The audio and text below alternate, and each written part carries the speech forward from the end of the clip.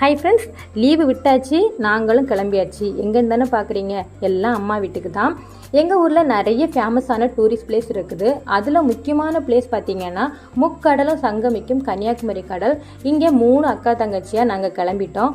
2 மணிக்கு பஸ் ஏறினோம். ஆனால் 3 மணிக்கு தான் பீச்சில் போய் ரீச் ஆனோம். ஏன்னா பஸ்ஸு சுற்றுன்னு சுற்றி தலையே சுற்றுற அளவுக்கு பீச்சில் போய் விட்டாங்க.